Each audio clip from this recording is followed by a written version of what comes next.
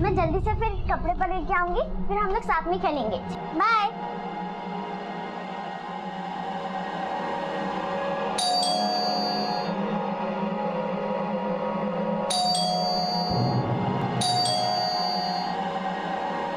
Mummy, mummy दरवाजा खोलिए। Mummy. Muskan please दरवाजा खोलो।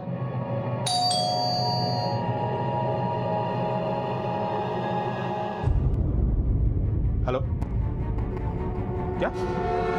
मैं आता हूँ।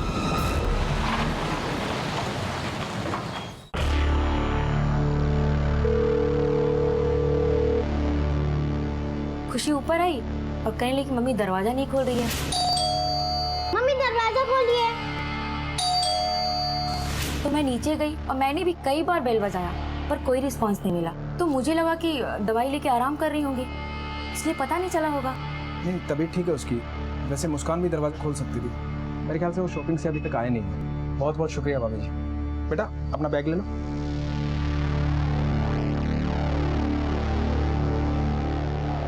आंटी के यहाँ कुछ खाया आपने? हाँ, आंटी ने मुझे चॉकलेट और मैंगो जूस दिया। बेटा जाओ फ्रेश हो जाओ, चेंज कर लो। हाँ पापा।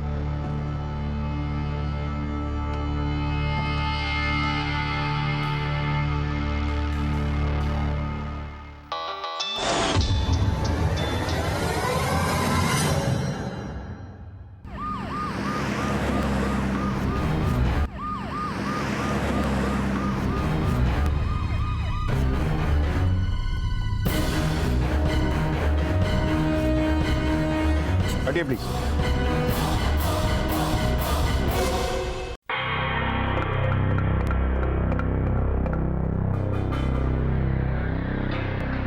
सर, तकिए पे मरने वाले के लिपस्टिक के निशान है, ये देखिए। और हो सकता है इसी तकिए से दम घुट के मारा गया होगा। मरने वाले का नाम मनीषा भारद्वाज है सर। सामने बॉडी को पोस्टमार्टम के लिए भेजो। Yes sir. तो मैंने पता किया, मनीषा एनजीओ में काम करती थी। बेटी के स्कूल से आने के बाद जब काफी देर तक इसने दरवाजा नहीं खोला तो पड़ोसियों ने इसके पति आनंद भारद्वाज को कॉल किया और बाप बेटी जैसे घर में आए तो उन्होंने मनीषा को मारा पाया। सर, इनकी एक छोटी बेटी मुस्कान जो लापता है, उम्र तकरीबन 5 साल। सर, आनंद के मुताबिक वो अपनी माँ के साथ घर पर ही थी। हो सकता है उसका मकसद मनीषा को मारकर मुस्कान को किडनैप करना था। और एक बात और सर, इनकी ड्राइवर और मेड आज काम पे नहीं है। दरवाजे पे कोई फोर्स एंट्री के मार्क्स? नहीं सर, दरवाजे में फोर्स एंट्री जैसा कुछ नहीं मिला सर। मे भी मनीषा हत्यारे को अच्छे से जानती थी, या हो सकता है मनीषा ने खुद हत्यारे के लिए दरवाजा खोला हो।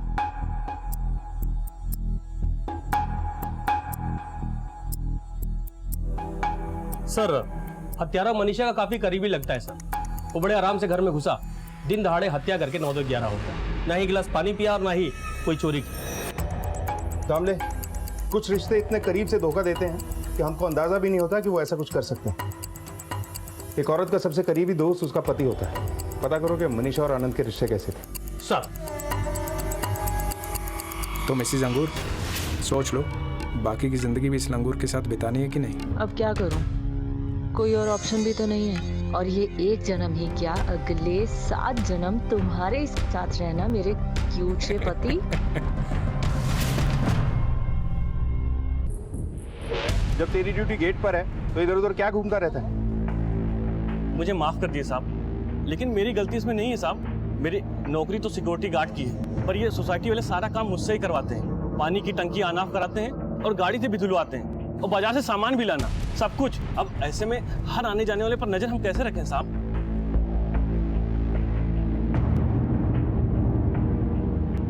ये सीसीटीवी कैमरा की फुटेज देखी हमको। सर, सीसीटीवी कैमरा के अपग्रेडेशन का काम चल रहा है, इसलिए वो भी बंद है। हर जगह का सेम प्रॉब्लम। आप लोग ध्यान क्यों नहीं रखते इन चीजों का? देखिए, हाथ से बोलकर और बताकर नहीं होते, पूरा ध्यान रखना चाहिए आपको। सर, सारी सोसाइटी की यही प्रॉब्लम है। सिक्योरिटी गार्ड तो रखते हैं, लेकिन सिक्योरिटी के अलावा सब काम करवाते हैं। दामले, घर पे रेगुलर आने जाने वालों की लिस्ट तैयार करो और काम वाली बाई और ड्राइवर दोनों को अलग से बुलाओ। घर के बारे में ये लोग वो बातें बता सकते हैं जो कोई और नहीं जानता। यस। और मुस्कान की फोटो सभी पुलिस स्टेशन में सर्कुलेट करवा दी। Yes sir. दामले, एक टीम तैयार करो, इस एरिया के सारे टैक्सी स्टैंड और बस स्टैंड पे सर्च करने के लिए कहो। हमें मुस्कान को हर हालत में ढूंढना ही होगा। देखना है कोई रैंसम कॉल आता है क्या। और हाँ, आनंद को पुलिस स्टेशन बुलाओ। सर।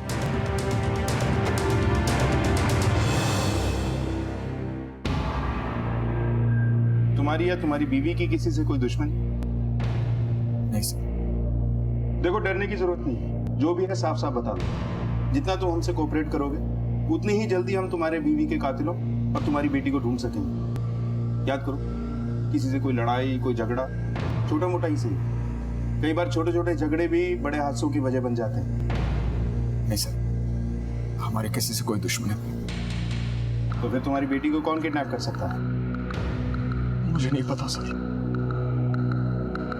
मुझे नहीं पता मेरी मुस्कान को कौन ले गया और क्या चाहिए उसे मुझसे।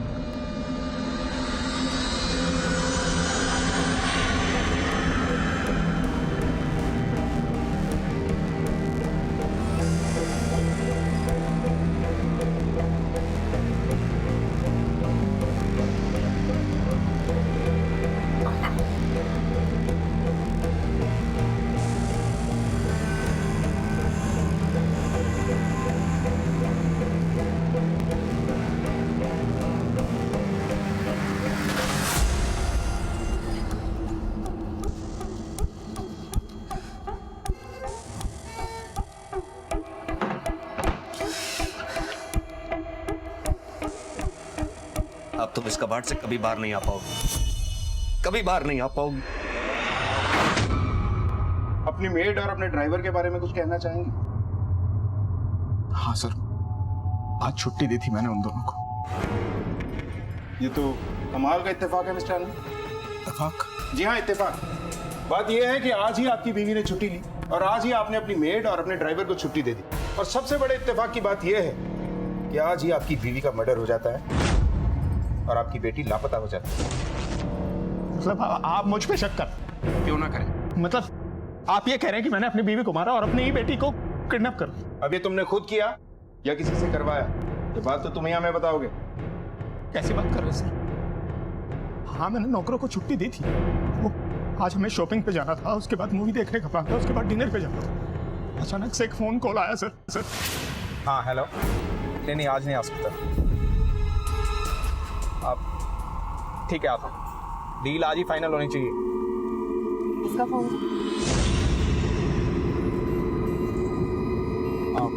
सॉरी डार्लिंग, आज शॉपिंग अकेले करनी पड़ेगी, एक अर्जेंट काम आ गया। सुनो ना, मैं तुम्हें मॉल तक छोड़ देता हूँ, ड्राइवर को फ़ोन कर देता हूँ, तुम्हें परेशानी नहीं होगी। डिनर पे मिलते हैं। जल्दी आ जाना। हाँ चलो।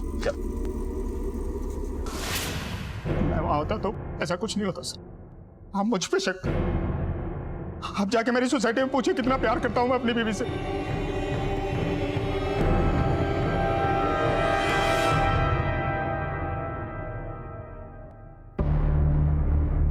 मनीषा तो बहुत सुंदर थी साहब, लोग तो ना उनको चिढ़ाते भी थे। जब भी मैं ये मनीषा भाभी को इसके साथ देखता हूँ ना, तो मुझे वो कहावत याद आ जाती। क्या था? लंगूर के हाथ में अंगूर लग गया। आनंद भाई चुपचाप ऐसी ताने सुन लेते थे क्योंकि वो अपनी बीबी मनीषा से बहुत प्यार करते थे, वरना उनकी जगह कोई और आदमी होता तो ऐसे बोलने वाले की जान ले लेता। सच कहे तो हम मनीषा से बहुत जलते थे। हम उससे जलते थे क्योंकि मनीषा बहुत खूबसूरत थी, क्योंकि उसकी खूबसूरती के चर्चे सोसाइटी में होते थे।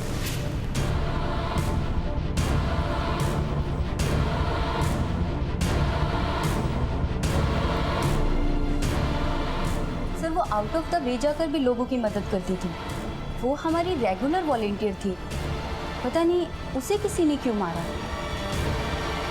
मिस्टर आनंद, हमें पता चला है कि आपकी बीवी के खूबसूरती के चर्चे पूरी सोसाइटी में थे। कहीं ऐसा तो नहीं कि उसका किसी के साथ अफेयर था और आपको पता चल गया? हमारी शादी को 12 साल हो गए, 2 बच्चे हैं हमारे, और ऐसा कुछ होता तो हम आपस में बैठ के सुलझा लेते। मिस्टर आनंद, या तो आप बेकसूर हैं या जरूरत से ज्यादा चालाक हैं। ऐसा क्यों लगता है आपको? आप मेरे बारे में पता लगाइए, और ये पूछताछ करने से बेहतर होगा कि आप मेरी बेटी को ढूंढिए। हमें कब क्या करना है ये अच्छे से जानते हैं। तुम तो सिर्फ ये बताओ कि जिस वक्त तुम्हारी बीवी का मर्डर हुआ उस वक्त तुम कहाँ थे? सर, मैंने आपको बताया ना कि एक अर्जेंट कॉल आया था, मुझे वहां जाना पड़ गया था। ठीक है, जाओ।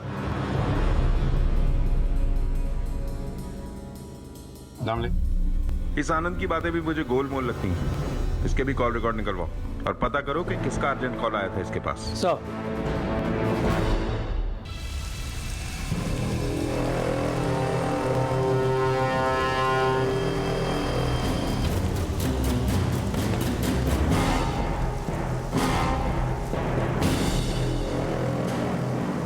रीना माइकर तुम ही हो? हो साहब, मीच है। आनंद भारद्वाज के यहाँ तुम ही काम करती हो? हाँ साहब। क्या हुआ? आप सब मेरे घर पे क्यों आए? हमारी मालकिन मनीषा भारद्वाज की हत्या हो गई। क्या बोलता है साहब तुम्हें? सब मेम सब तो बहुत अच्छी औरत थी, सबकी मदद करती थी वो। किसने किया साहब उनके साथ ऐसा? मनीषा और आनंद की छोटी बेटी मुस्कान, वो भी गायब है। क्या बोल रहे हो साहब? कब हुआ ये सब? अंदर कौन है? मेरी बेटी है साहब। बुलाओ उसे बाहर। बुलाती हूँ। मुन्नी, बेटा मुन्नी इधर आ।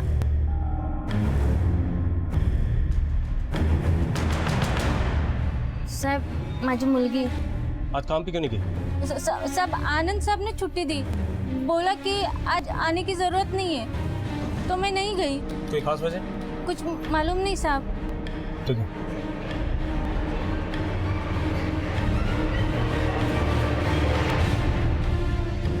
मैडम, ये शाम की जरूरत है?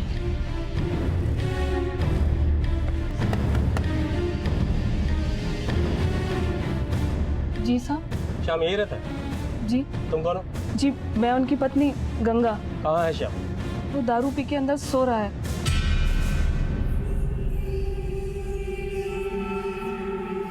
उठो उठो, देखो कोई आया है। उठो।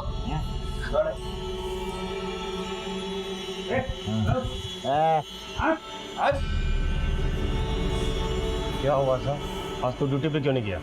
साहब आनंद साहब ने छुट्टी दी, इसलिए सुबह सुबह दारू पी के सो गए।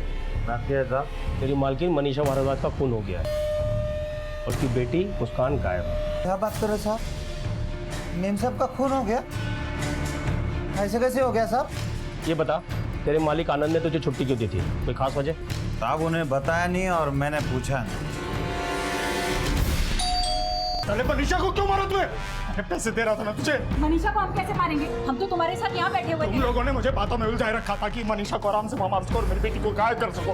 बताओ किसको से मारी थी? अरे हम क्यों मनीषा को मारेंगे? अरे वो तो हमारे लिए सोने का अंडा देने वाली मुर्गी थी, उसके मरने की वजह से हमारा नुकसान है। अच्छा, कहीं तूने तो नहीं उसे मार दिया? तुझे पैसे न देने पड़े, छुटकारा मिल जाए, और इल्जाम हम पे लगा रहा है। सोचना ही मत, जितने की डील हुई ना पूरे पैसे देने पड़ेंगे। और सुन, बीवी तेरी मर गई है लेकिन बच्ची अभी जिंदा है।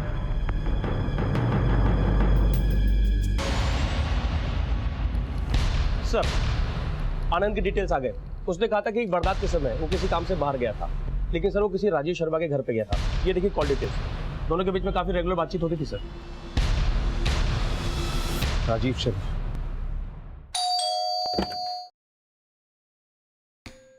नमस्ते दादी।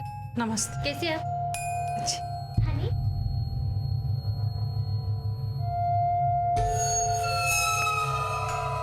माँ देख बेटा, इस घर में इसकी माँ मरी है। इस घर में और रहना ठीक नहीं है तुम्हारे लिए। माँ मैं ये घर छोड़ के नहीं जाऊंगा। उसकी करतूतों की वजह से तुमने और बच्चों ने क्या क्या नहीं झेला है। हाँ देखो, वो इसलिए मैंने तो इसका मतलब ये नहीं है कि तुम कुछ भी कहो। मैंने तुमसे कभी कोई हेल्प नहीं मांगी।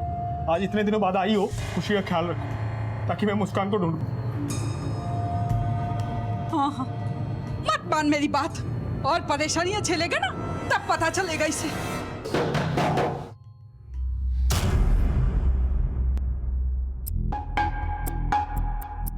आप आनंद को कैसे जानते?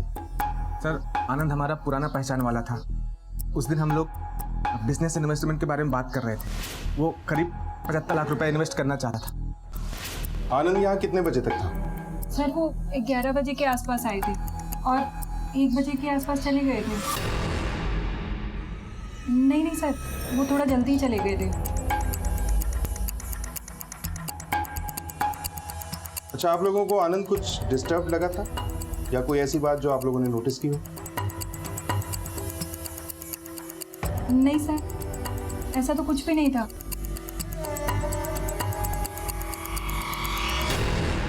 Thank you.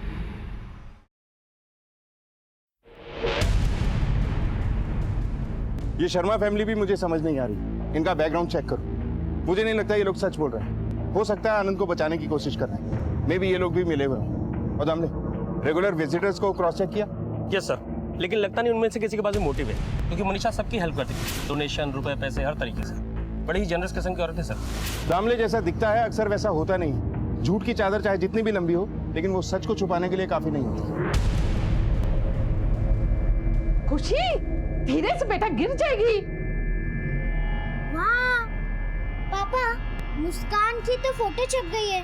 वो तो पॉपुलर हो गई है ना, कि मैं भी पॉपुलर हो सकती हूँ। लो, अब इसे भी गायब होना है। माँ प्लीज, कुछ हेल्प नहीं कर सकती तो रायपुर वापस चले जाओ।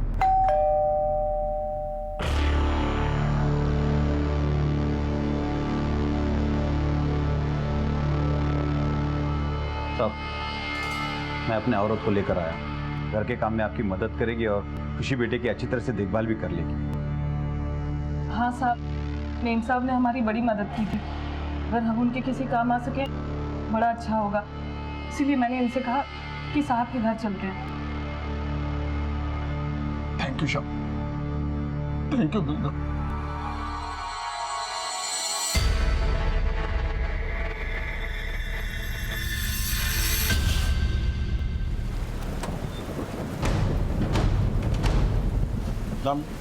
आखिर ऐसा कैसे हो सकता है कि इतनी बड़ी सोसाइटी में ना तो किसी ने हत्यारे को देखा और ना ही मुस्कान को? सर, हत्यारा मुस्कान को सोसाइटी के बाहर कैसे लेके गया होगा? दामले, ये भी हो सकता है कि वो हत्यारा मुस्कान को सोसाइटी से बाहर ले ही ना गया। सर, आपके कहने का मतलब है कि मुस्कान अभी भी सोसाइटी में ही है? मे भी। जिस तरह से बिना किसी फोर्स्ड एंट्री के हत्यारा घर में घुसा, उसने मनीषा का खून किया, इस बात से ये साबित हो चुका है कि हत्यारा कोई जान पहचान वाला या कोई करीबी आदमी हो सकता है। ये बिल्डिंग का ही कोई शख्स हो जो बड़े आराम से घर में घुसा, उसने मनीषा का खून किया और बच्ची को लेकर वहां से चला गया। सर, एक बात और, मनीषा बहुत खूबसूरत है और ये आनंद एवरेज लुकिंग। सर, हो सकता है सोसाइटी के किसी बंदे की मनीषा पर बुरी नजर हो और मनीषा को अकेला पाकर उस बंदे ने मनीषा पर अटेम्प्ट करने की कोशिश की और मनीषा के मना करने के बाद उसने मनीषा को मार दिया। हो सकता है कि मुस्कान ने उसे ये सब करते हुए देख लिया होगा, इसलिए वो मुस्कान को साथ ही लेके चला गया। सर, फिर तो मुस्कान की जान खतरे में हो सकती है। दामले, सोसाइटी के हर घर को सर्च करो और हाँ, इस मनीषा के कॉल डिटेल्स भी निकलवाओ। सर,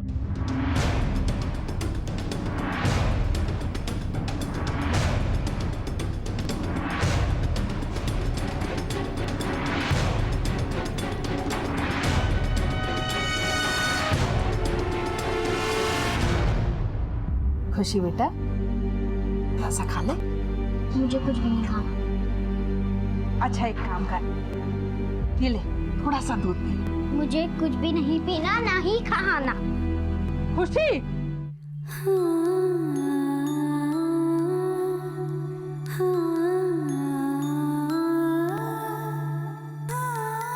खुशी, तंग मत किया कर बेटा। खुशी, कितनी बार तुझे मना किया ना इस कमरे में आने के लिए? खुशी, खुशी, खुशी, कितना परेशान करती है बेटा। ले, दूध पी ले, ले।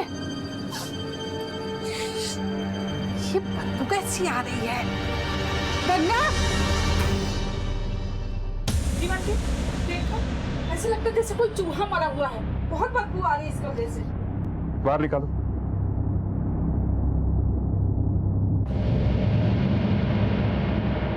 मत रो बेटा, मत रो।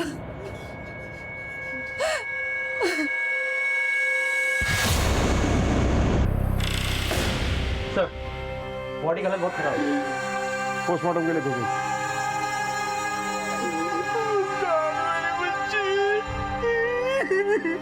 दामले, कहीं ऐसा तो नहीं कि कातिल दोनों ही लाशों को ठिकाने लगाना चाहता था, लेकिन किसी वजह से वो मनीषा की लाश को ठिकाने नहीं लगा पाया? सर, ये रहे मनीषा के call records. Sir, Manisha usually अपने फैमिली मेंबर्स और कलीग से बात करती थी, लेकिन एक नंबर ऐसा है जिससे वो रेगुलर टच में थी। ये देखिए, ये नंबर किसी सचल श्रीवास्तव के नाम पर रजिस्टर्ड है।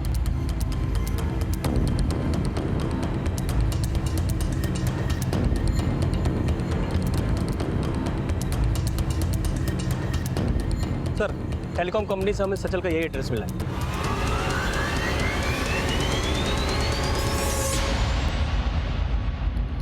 सर, मैं और मनीषा कॉलेज फ्रेंड थे। College friend? इतनी करीब रहते थे, फिर भी 2 दिन में एक बार भी दिखाई नहीं दिए, ऐसा क्यों? सर, उसके पति आनंद की वजह से वो मुझसे नफरत करता था और उसको शक था कि मेरा और मनीषा को कोई अफेयर चल रहा है। लेकिन आनंद ने ऐसा कुछ नहीं बताया। वो क्यों बताएगा सर? अगर वो आपको कुछ बताता तो आप उसे पकड़ नहीं लेते? हमेशा से सेफ गेम खेलता आया, सर वो हमेशा से जलता था, और इसलिए भी कि उसकी पत्नी मनीषा की हर कोई तारीफ करता था। पूरी बात बताओ। सर मनीषा इतनी खूबसूरत थी कि कॉलेज में हर कोई लड़का उसका दीवाना था, पर मैं कभी उससे कुछ कह ही नहीं पाया। समझ नहीं आता कि उसने आनंद से क्यों शादी कर ली, जबकि कितने सारे लड़के कॉलेज में उसके पीछे थे। तुम भी थे? हाँ, आनंद को तो खुश होना चाहिए था कि उसकी वाइफ इतनी खूबसूरत है। इस बात को वो हजम ही नहीं कर पाया। वो कहते हैं ना, कुत्ते को घी की रोटी हजम नहीं होती। दिखाता ऊपर से ऐसे था जैसे उसे कोई फर्क नहीं पड़ता, लेकिन मैं जानता हूं सच में कि वो कितना जलता था मुझसे।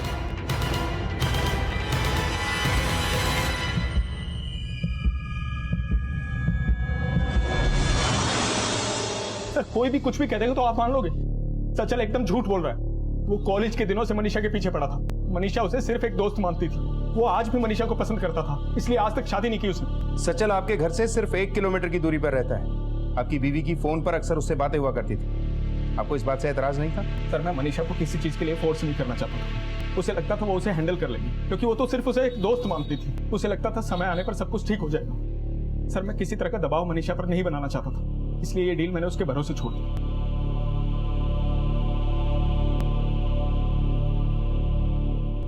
सर आपको क्या लगता है कि आनंद सच बोल रहा है? मुझे डाउट है। सामने हो सकता है ये हमें घुमा रहा है। एक सेकंड सर। हेलो, सचल श्रीवास्तव का लोकेशन डिटेल आ गया है। एक सरप्राइजिंग बात सामने आई है। सचल का फोन लोकेशन मनीषा के खून के वक्त उसी एरिया का दिखाई दे रहा है। ठीक है सर, सचल के कॉल रिकॉर्ड के हिसाब से वारदात वाले दिन सचल की लोकेशन इसी एरिया में थी। तुरंत इसके घर का सर्च वारंट निकलवाओ। हमें इसके घर की तलाशी लेनी है।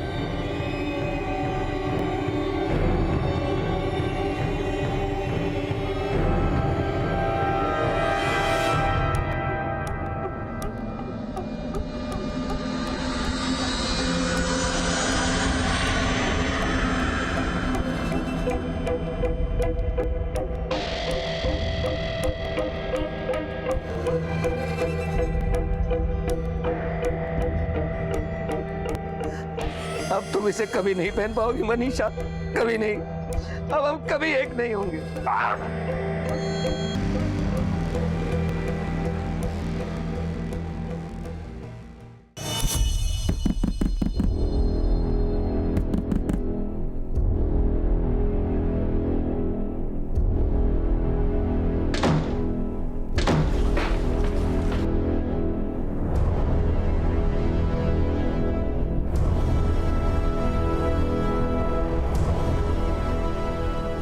पूरे घर की तलाशी लो।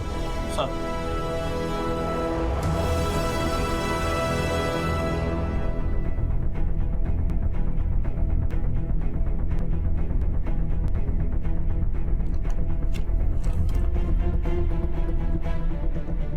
सर ये देखिए सर,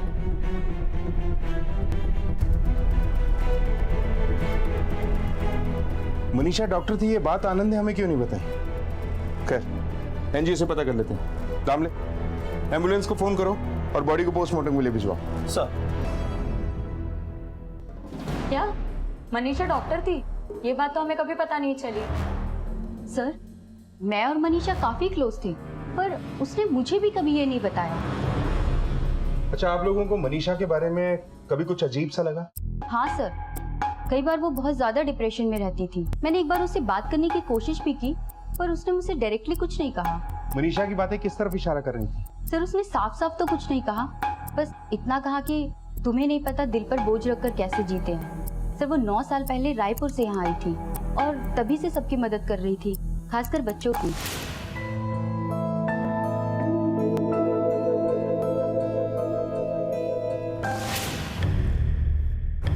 थैंक यू सर। मुझे लगता है मनीषा के पास में खासकर 9 साल पहले जरूर ऐसा कुछ ना कुछ हुआ था जो उसका पीछा आज भी नहीं छोड़ रहा था। इसका मतलब साफ है कि आनंद जरूर कुछ ना कुछ छुपा रहा है। इन सारी छुपी हुई बातों के बारे में हमें ही पता लगाना है, जिसके लिए हमें रायपुर चलना होगा। चल। एक जिम्मेदार डॉक्टर मनीषा और उसकी बेटी मुस्कान की हत्या की तहकीकात में लगी पुलिस टीम ने इस मामले की तह तक जाने के लिए मनीषा के अतीत को टटोलने का फैसला किया और उसकी पिछली जिंदगी की बारीकी से जांच की। यस सर, मनीषा ने यहीं से MBBS किया था और कोर्स खत्म होने के बाद वो हमारी हॉस्पिटल में एनेस्थेटिस्ट थी। She was very good doctor. लेकिन थोड़े दिनों के बाद वो यहाँ से चली गई। शायद वो ये शहर छोड़ना चाहती थी। अच्छा, आपको ये पता है कि उसने मुंबई से अपनी प्रैक्टिस डिस्कंटिन्यू क्यों की? नहीं सर, इसके बारे में मुझे कुछ नहीं पता, लेकिन बच्चे होने के बाद शायद वो घर पे रहकर उन्हें टाइम देना चाहती हो। Thank you doctor. Okay.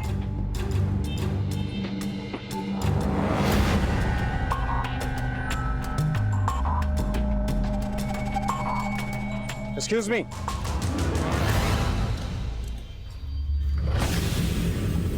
Manisha के बारे में आप क्या जानती हैं? मनीषा सर, मनीषा एक एनेस्थेटिस्ट थी, काम भी अच्छा कर रही थी, लेकिन उस दिन पता नहीं क्या हुआ। आगे खोल बेटा, देखिए ना क्या हुआ इसको।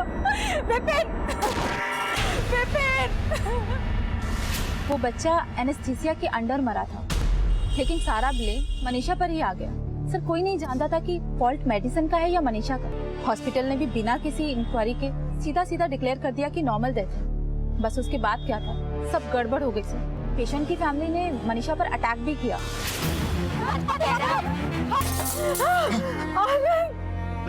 चिंता मत करो सर, सब ठीक हो जाएगा। सब ठीक। मनीषा पर इतना स्ट्रेस था कि इस वजह से उसने अपना बच्चा भी खो दिया। उसके बाद तो मनीषा और उसके हस्बैंड ने ये शहर ही छोड़ दिया। पता नहीं वो लोग कहाँ चले गए, ना ही किसी को पता है कि वो कहाँ है, और ना ही कभी उन्होंने किसी को कांटेक्ट किया है। मनीषा के परिवार के बारे में क्या जानती हो?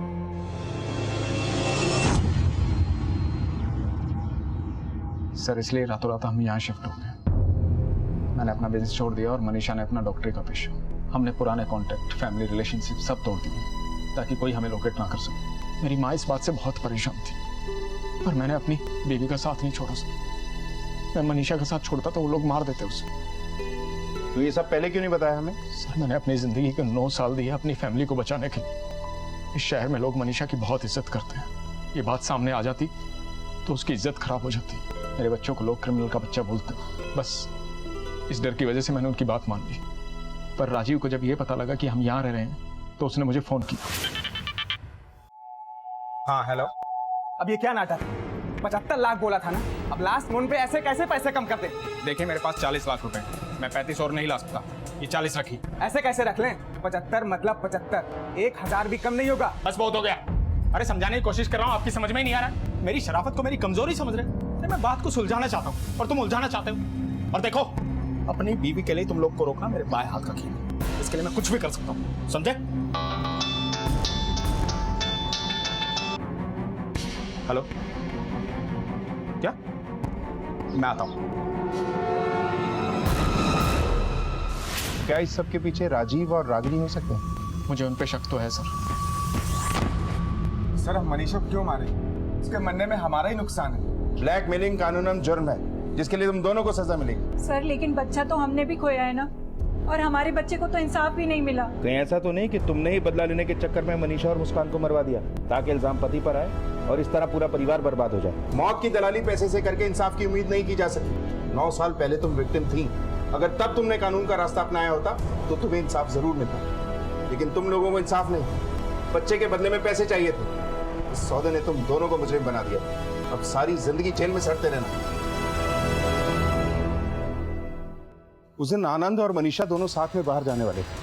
आनंद ने ड्राइवर और मेड दोनों को छुट्टी भी दे दी। फिर अचानक आनंद को काम आ गया।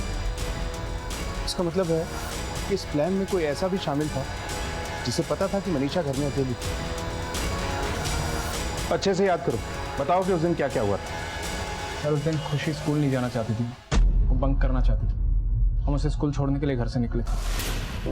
नहीं ना, स्कूल बंक नहीं करते, मामा प्रॉमिस करते हैं। अगले संडे को हम ढेर सारी शराब करेंगे, ठीक है?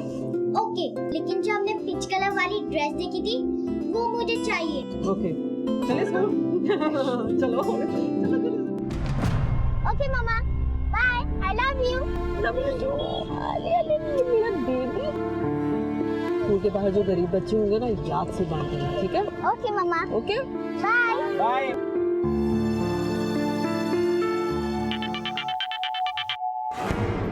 हाँ हेलो सर, मैं राजीव और रागिनी के पास था तो मेरे पड़ोस से फोन आया कि मनीषा दरवाजा नहीं खोल रही है, तो मैं वहाँ से घर आ गया। आपका ड्राइवर जानता था कि मनीषा घर पे अकेली है? जी हाँ। आपको उस पर शक है? मैं ऐसा नहीं कह सकता। अच्छा, आजकल वो रेगुलर ड्यूटी पे आ रहा है। सर वैसे तो इतना सब होने के बाद मैंने उसे मना कर दिया था, लेकिन वो और उसकी बीवी मेरी माँ का हाथ बटाने के लिए आ जाते हैं।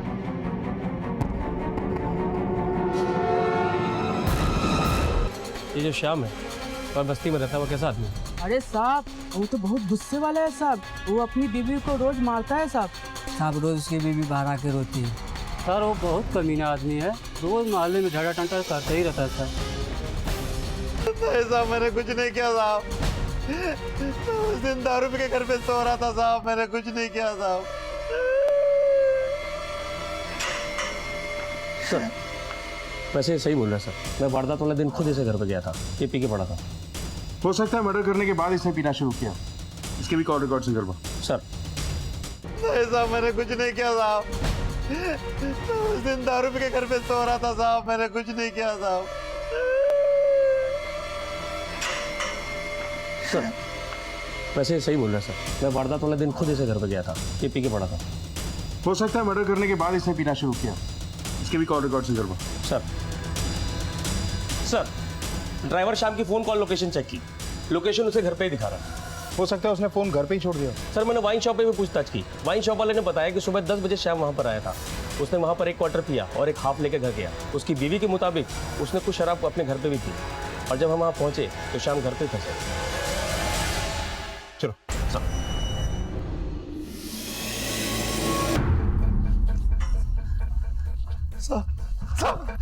जब आनंद ने खुद तेरी छुट्टी कैंसिल कर दी थी तो तू ड्यूटी पे क्यों नहीं पहुंचा? मुझे नहीं पता था कि छुट्टी कैंसिल हो गई है साहब।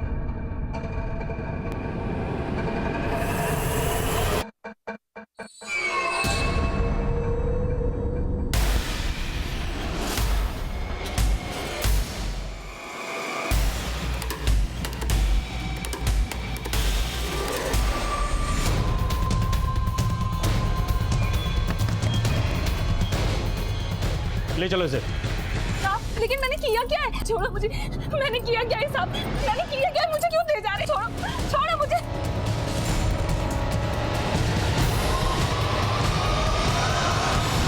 उस वक्त कहाँ थी तुम?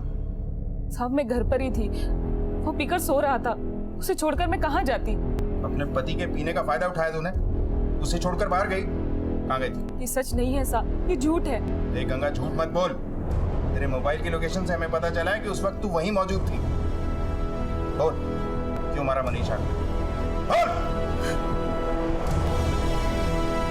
हाँ मैंने ही मारा है मेम साहब को।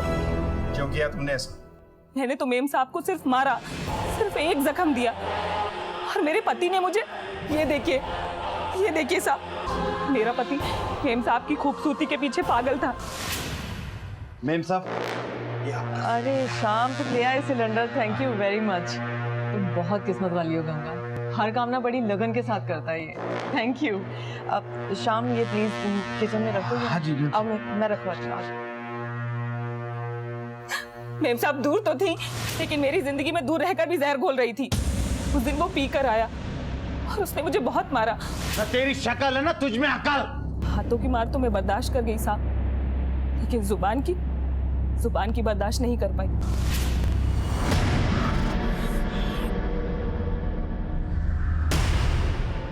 तुम कितनी खूबसूरत हो मनीषा मैडम, मैं तुम्हें बहुत चाहता हूँ मनीषा मैडम, बहुत चाहता हूँ।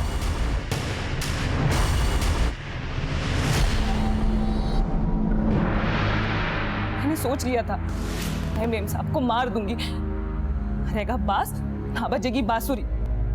मेरा क्या कसूर था साहब? अगर मैं बस सूरत थी तो मैं जानती थी वो घर पर अकेली है, इसीलिए मैं पुराने कपड़े मांगने के बहाने उनके घर गई थी। अरे गंगा तुम? मेम साहब मैं इधर से गुजर रही थी, सोचा आपसे मिलती चलूं। कुछ पुराने कपड़े हैं क्या तो लेती जाऊंगी। है ना, आओ अंदर तो आओ। अरे गंगा क्या कर रही हो तुम? उठो, यहाँ बैठो।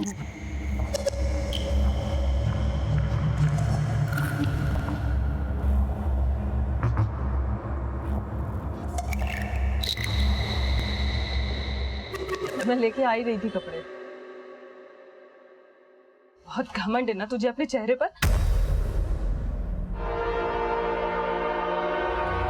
ये क्या बोल रही हो तुम? तेरा ये चेहरा बिगाड़ दूंगी मैं। गंगा, बच्ची की लाश को क्यों छुपाया तुमने? मैं दोनों की लाश छुपाना चाहती थी, लेकिन मेम साहब की पहले, ताकि वो सड़ जाए, गल जाए और बिल्कुल खूबसूरत ना लगे। मुस्कान की लाश को बेड में डाला और मेम साहब की लाश को जैसे ही डालने लगी मेरा फोन बज गया। मैं घबरा गई थी साहब, इसलिए वहां से भाग गई। दूसरे ही दिन मैं अपने पति के साथ काम में हाथ बटाने के बहाने आनंद साहब के घर आई, ताकि मुस्कान की लाश को ठिकाने लगा सकूं, पर ऐसा नहीं हो पाया।